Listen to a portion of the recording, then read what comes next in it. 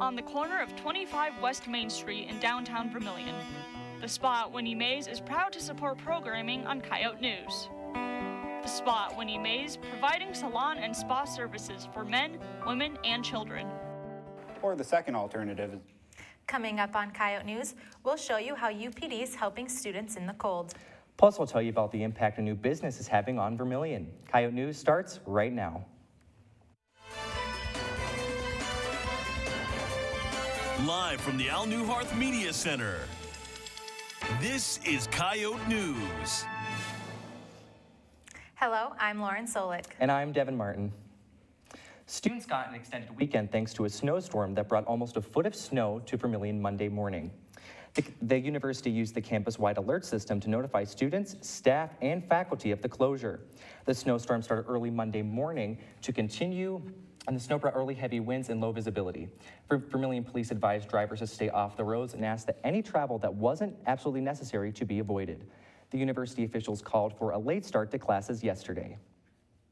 The late start gave city crews plenty of time to remove snow from the main roads. Now we'll take a look at the rest of this week's forecast with Carter Hofer. Carter? Thanks, Devin. Right now it's 24 degrees outside. Tomorrow it will be mostly sunny with a high of 40 and a low of 27. So hopefully that sun will melt some of the snow. Friday will be the warmest day of the week with a high of 42 and a low of 21. Looking into the weekend, the temps will drop slightly with a high being 36 and a low of 13. Make sure you keep your hat and gloves close. And that's your Coyote weather. Thanks, Carter. 2 students died yesterday in the first mass shooting of 2018 at a high school in Kentucky. The 15-year-old suspect opened fire into a crowded area, injuring 17 students, and was arrested by police. Authorities haven't identified the gunman or released any details about a motive. The 2 victims were both 15 years old. The California children who were tortured by their parents are starting to provide information to investigators. David and Louise Turpin are accused of abusing their 13 children, whose ages ranged from 2 to 29. The kids were rescued on January 14th from their home in Paris. The parents have pled not guilty and are due in court later today. Attorney Court General Jeff Sessions was questioned for hours in the special counsel's Russia investigation. Prosecutors are moving closer to a possible interview with President Donald Trump about whether he took steps to obstruct an FBI probe into contacts between Russia and his 2016 campaign. The interview with Sessions last week makes him the highest-ranking Trump administration official and first cabinet member known to have submitted to questioning. Thousands of people, including USD students, gathered in cities around the country once again to walk in solidarity with the Women's March, which has become its own movement. I met up with the marchers in Sioux Falls. Over 2,500 people filled the streets of downtown Sioux Falls on Saturday for the 2nd annual Women's March. USD sophomore Krista Hanna-Michael was one of them. On my side it said we won't give up and we won't give in, and I think that's really important nowadays with this political climate. It's really easy to just kind of like act like there's nothing we can do and we just kind of have to like let it be. But it shows that there are a lot of people who support us and support this idea of freedom and equality for everybody. Organizers of the event said the march this year is in celebration of everything that's been accomplished this past year. They also want to put a focus on getting people to the poll to vote for the midterm elections this year. Polls open in April and June, so speakers at the event urged marchers to go out and vote, but they also emphasized that they shouldn't go alone. I hope that more people realize that we really do have a power when it comes to like politics, and that they're going to take this and really take it to the polls and vote, and so that we are getting leaders who are comprehensive and fighting for everybody. For Coyote News, I'm Lauren Solik. The mayor of Sioux Falls declared January 20th Women's March Day, and he gave the marchers the key to the city. For more coverage on the Women's March, check out the Volant online for a photo gallery. And coming up, we'll tell you about a new program at the Wellness Center.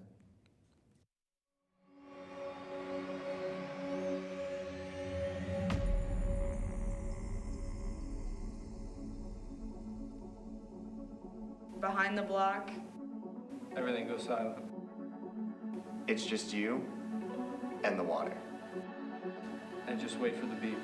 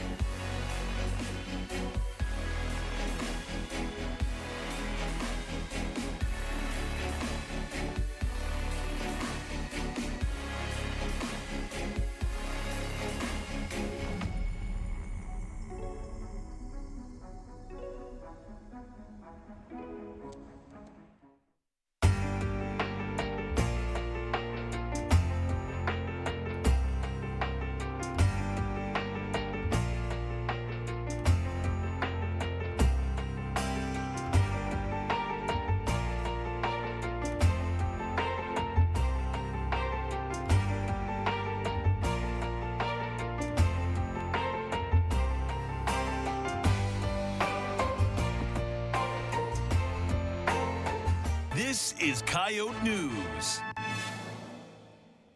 And with the most recent snowstorms in mind, students are advised to take care of their cars in the winter weather. In car troubles, UPD officer Gangster says housing and UPD are there to help. Yeah, they can check out. The housing does have a pair of like jumping cables. The University Police Department also has a jump pack. So you can go ahead and check it out just like you would with a set of keys or a parking permit. We'll just take your information, give you a jump pack. You go ahead and do what you need to do and bring it back to us. Or the second alternative is you can give us a call. We'll come to your location with the jump pack, and the University Police Department and the officer that arrives on scene will be able to better assist you with that. UPD located in the Davison building on campus for assistance with jump-starting their cars in the winter weather. The USD Wellness Center has a new incentive program. The Yote Report's Nick Nelson looks at the new point system for USD climbers. Climb Tracker is the new incentive program for the rock wall at the USD Wellness Center. The new program keeps track of students' climbing time and rewards them points for the efforts they make. Grad assistant Brad Zwart says the program is about regular climbers taking advantage and bringing in new climbers. The idea behind Climb Tracker was to get not necessarily experienced people in here more, but I tried to target this Climb Tracker program more towards beginning climbers who may have climbed a few times. USD's rock wall is the biggest in the state, beating SDSU's by 3 feet. Now, the USD Wellness Center is thinking of new ways to get people on the wall. The program works by students keeping track of their climbing time in a binder near the wall, with verification from wall staffers. Zwart says once a student reaches a certain threshold, he or she will be contacted with information on the prize they may be given. The prizes, no, they're not very big, but it's a great way to kind of get into climbing. Some of the prizes are climbing related, such as a chalk ball, something that about everybody needs if you want to actually keep climbing. With the new program in place, Climb Tracker adds to the larger Yote Tracker at the Wellness Center. For the Yote Report, I'm Nick Nelson. Swart says he hopes this new program brings in several new climbers. Brett Reese, a sophomore in political science and criminal justice double major, recently announced his candidacy for a seat in the South Dakota House of Representatives for District 5. A press release from Reese's campaign says he's running to put South Dakotans first. Reese's main goals are criminal justice, education, and government accountability. The primary election is set for June 5th.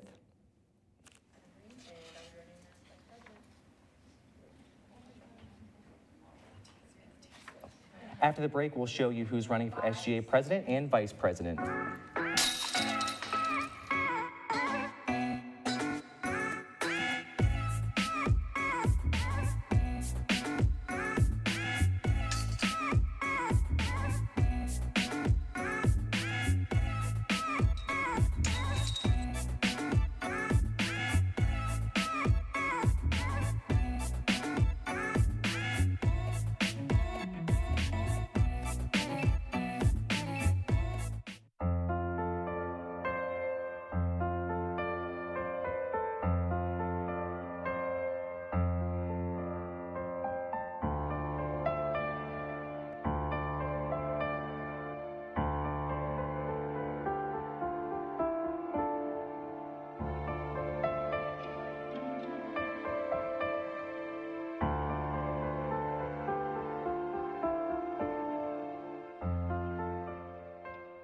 This is Coyote News.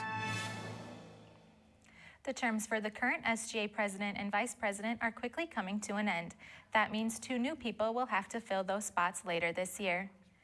At the SGA meeting last Tuesday, sophomore Josh Sorby announced that he will run for SGA president. Madison Green will be his running mate. They announced that they will be running on the platform A New Era. Marcus Ireland also announced he would be running for SGA president with Caleb Muntz as his running mate.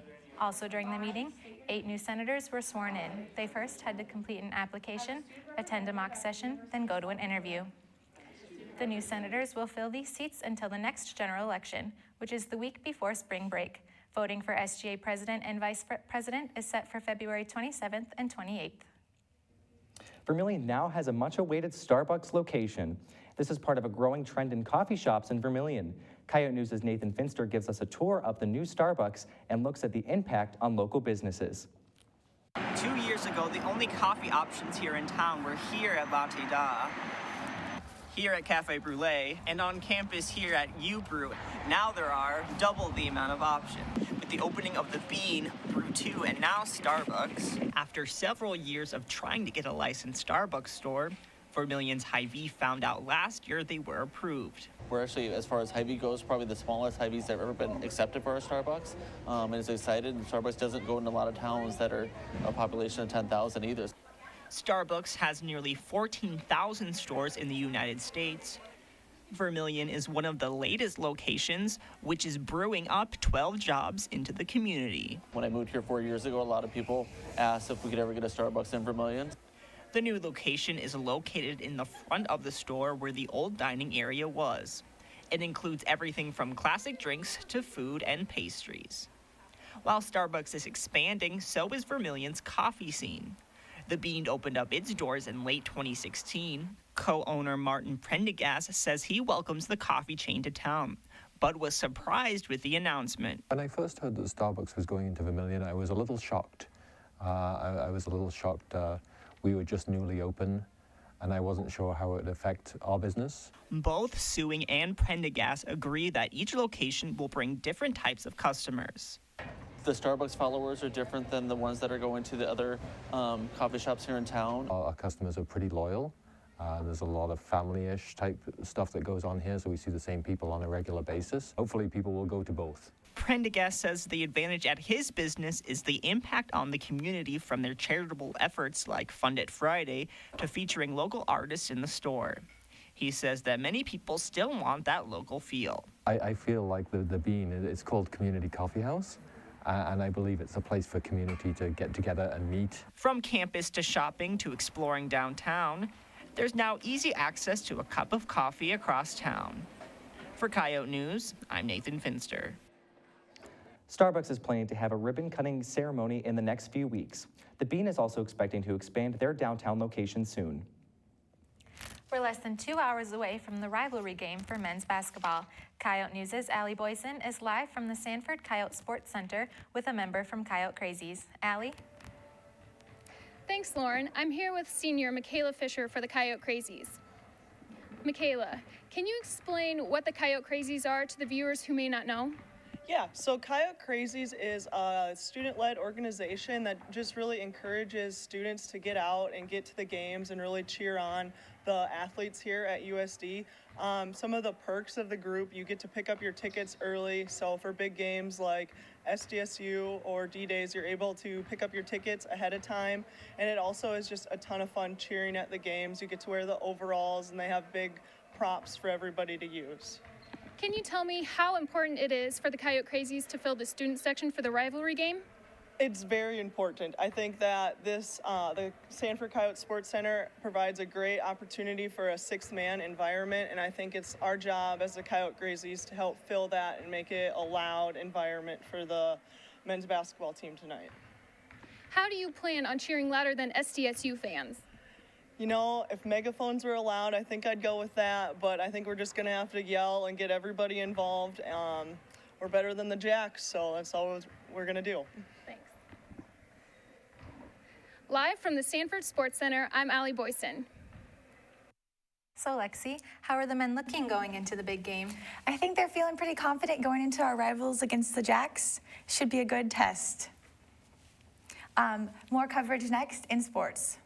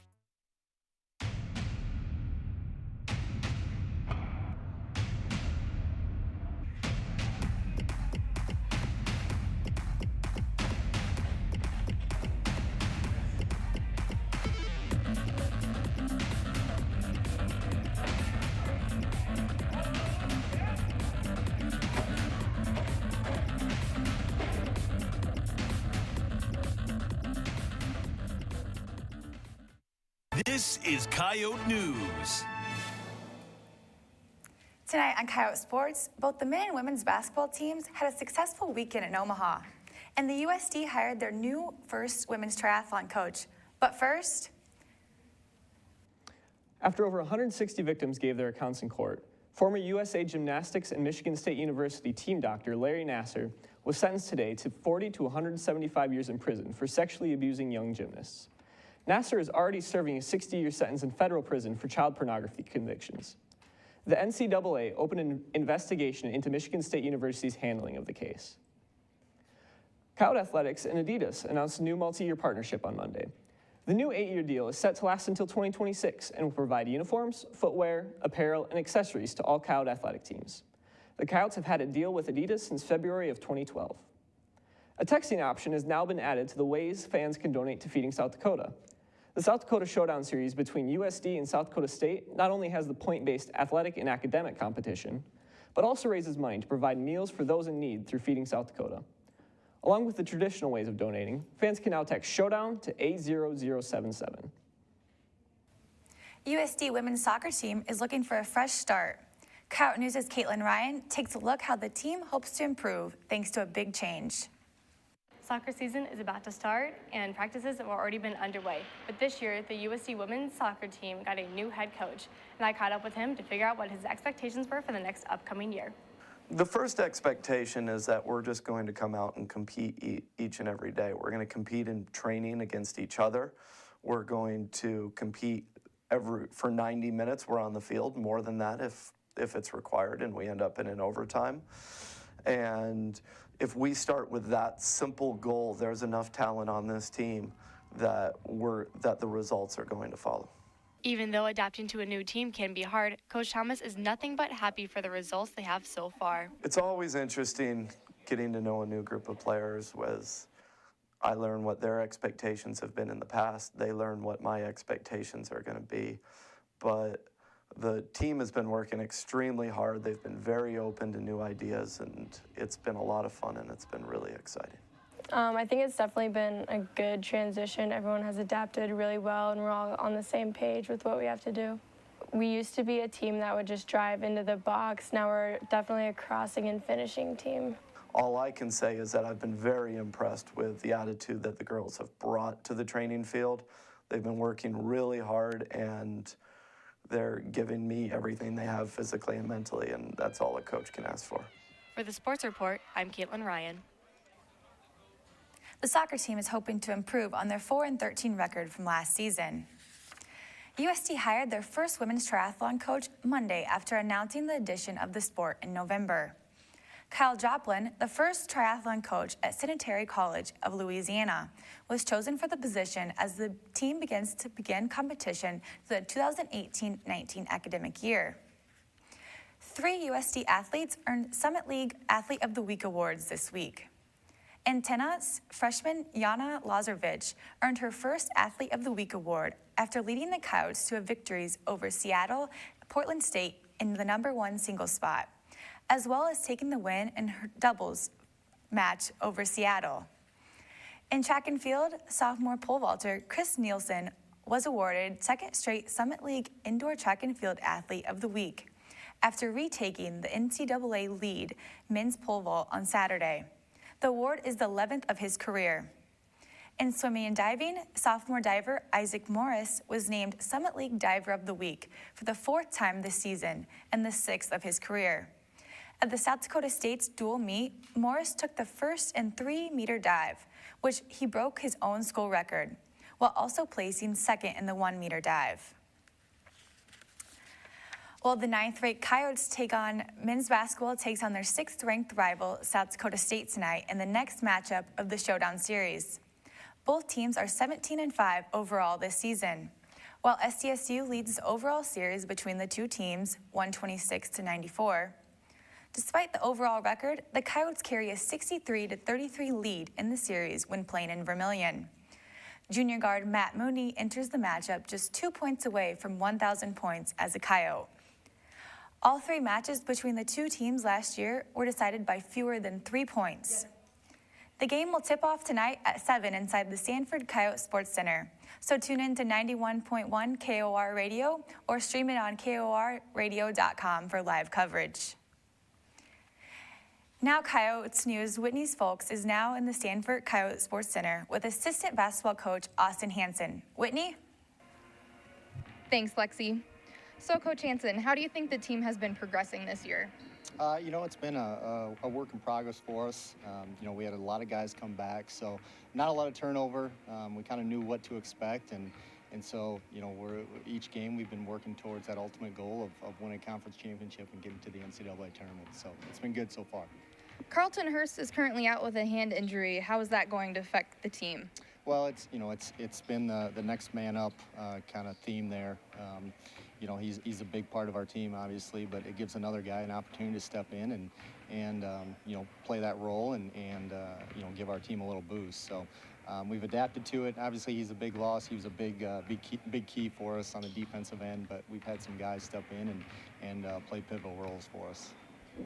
And with this rivalry game, how do you think that will impact the second half of the season? Well, you try not to make a single game any bigger than another one, but at the same time, it's a chance for us to move up in the standings with a win. But in the grand scheme of things, you're just trying to get better each game and move towards you know, those games in March. So obviously, this is going to be a great game. You got two of the top teams in the league, two of the top teams in mid-major basketball.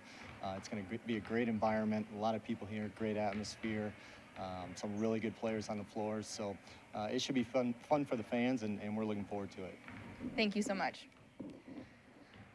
The men's basketball game starts tonight at 7 o'clock, and there are still student tickets available. Live from the Sanford Coyote Sports Center, I'm Whitney Fowkes. Thanks, Whitney, and that's a look at sports. Coming up, we asked students what qualities they are looking for in a new university president. Their answers are next.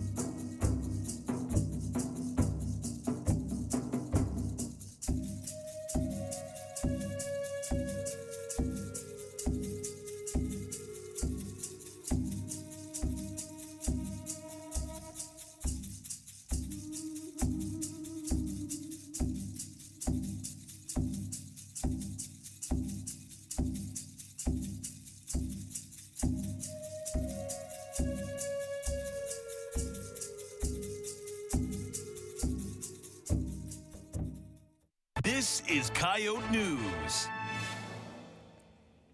President Abbott announced last fall that he'll be retiring this June. In the Volant, you can find the first of a two-part series about the Presidential Search Committee. And in this week's Out and About, we asked students what they're looking for in a new university president. Someone who shows a lot of spirit and wears red on Friday. I could definitely use some snow days. I don't know. I think the new university president needs to be an alumni. President Abbott brought a lot of passion for the Coyotes and had a lot of school spirit and built a great community, and that only comes from being a Coyote. I'm just looking for someone to keep the university running as smooth as it is, and someone that'll keep it fun. I'm looking for somebody to recognize the need for muck breakfast all day long. I'd really like them to refill the old ice rink and have that back. Somebody can make classes easier, that'd be awesome. Or like let me graduate way earlier than I should be able to, so I can leave school. That'd be great too. Well, Abbott did a really great job, but I guess just creating new opportunities for students is important. You know, I think the muck food could taste a lot better. I don't know, really. 2 words, Oprah Winfrey. You know, I think having muck breakfast all day long is a really good idea. I agree. That bacon I can never get enough of. And those pancakes, man, I can't resist. And be sure to pick up a new issue of The Volant out today, featuring a story on the SGA candidates. That's all for Coyote News. Don't forget to like us on Facebook, follow us on Twitter and Instagram. And be sure to watch and listen for Coyote News daily updates throughout the week on KAOR and Coyote News social media pages. Thank you and have a great night.